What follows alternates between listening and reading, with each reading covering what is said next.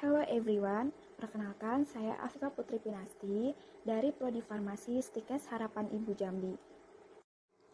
Pada kesempatan kali ini, saya akan mengajak teman-teman semua untuk bersama-sama belajar mengenai teori patofisiologi dari hipertensi. Nah, sebelumnya kita harus mengetahui dulu apa itu hipertensi.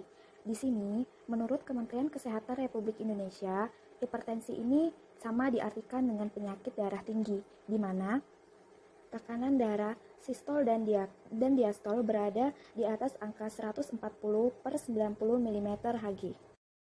Berikut adalah gambar dari skema patofisiologi hipertensi. Pada dasarnya, tekanan darah ditimbulkan oleh dua variabel hemodinamik berupa curah jantung dan tahanan perifer, di mana tahanan perifer merupakan tahanan vaskular terhadap aliran darah ke seluruh sirkulasi sistemik di dalam tubuh. Dari skema dapat kita lihat bahwa ada 6 faktor yang mempengaruhi meningkatnya tekanan pembuluh darah. Yang pertama adalah asupan garam berlebihan. Pola konsumsi garam yang direkomendasikan oleh WHO adalah tidak lebih dari 100 mmol dalam waktu 1 hari. Karena konsumsi natrium yang berlebih menyebabkan konsentrasi natrium di dalam cairan ekstraseluler meningkat. Meningkatnya volume cairan ekstraseluler dapat menyebabkan meningkatnya pula volume darah, sehingga berdampak kepada timbulnya hipertensi. Faktor kedua adalah jumlah nefron yang berkurang. Di sini, jumlah nefron yang berkurang akan menyebabkan penurunan permukaan filtrasi pada ginjal. Karena ginjal akan menentukan jumlah natrium dan renin serta bahan lain di dalam aliran darah. Faktor ketiga adalah stres. Di sini, stres dapat meningkatkan tekanan darah sewaktu-waktu karena hormon adrenalin dapat meningkat sewaktu seseorang mengalami stres dan bisa mengakibatkan jantung memompa darah lebih cepat sehingga tekanan darah pun meningkat. Stres dapat meningkatkan aktivitas berlebihan pada sel syaraf sehingga menimbulkan kontraktilitas.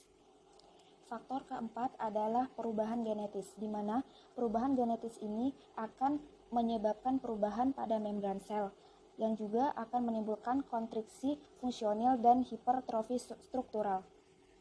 Faktor kelima adalah obesitas, di mana berat badan merupakan faktor determinan pada tekanan darah pada kebanyakan kelompok etnik di semua umur.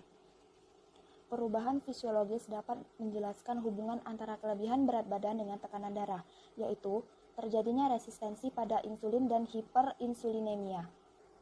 Yang pada akhirnya hiperinsulinemia ini akan menghasilkan dan menyebabkan hipertrofi struktural. Faktor terakhir adalah bahan-bahan yang berasal dari endotel.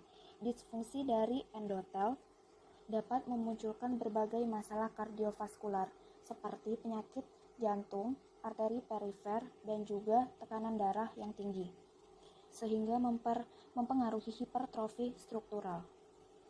Dari keenam faktor tersebut, semuanya sangat mempengaruhi proses autoregulasi pada tubuh, sehingga dari situlah kita dapat menentukan jenis hipertensi. Apakah merupakan hipertensi dari peningkatan curah jantung ataupun hipertensi dari peningkatan tahanan perifer. Selanjutnya, kita akan membahas mengenai sistem renin-angiotensin. Di sini harus kita ketahui bahwa renin adalah enzim yang disekresikan ke dalam darah dari sel-sel khusus yang mengelilingi arteriol di pintu masuk glomerulus ginjal.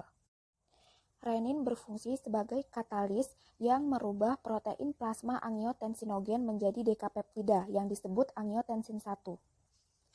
Enzim ACE kemudian mengubah angiotensin 1 menjadi oktapeptide yang disebut angiotensin 2. Angiotensin 2 di sini bekerja melalui reseptor di kelenjar adrenal yang berfungsi untuk merangsang sekresi dari aldosteron. Aldosteron di sini menstimulasi reabsorpsi garam dan air oleh ginjal, disertai juga dengan penyempitan arteri kecil yang menyebabkan peningkatan tekanan darah. Angiotensin 2 selanjutnya beraksi menyempitkan pembuluh darah dengan cara menghambat pengambilan kembali hormon norepinefrin ke terminal syaraf. Baiklah, dari sini dapat kita lihat bahwa sistem dari renin-angiotensin sangat mempengaruhi patofisiologi dari hipertensi. Karena kerja dari enzim ini melibatkan berbagai organ, seperti ginjal, paru-paru, dan otak, yang fungsinya untuk mengatur tekanan darah.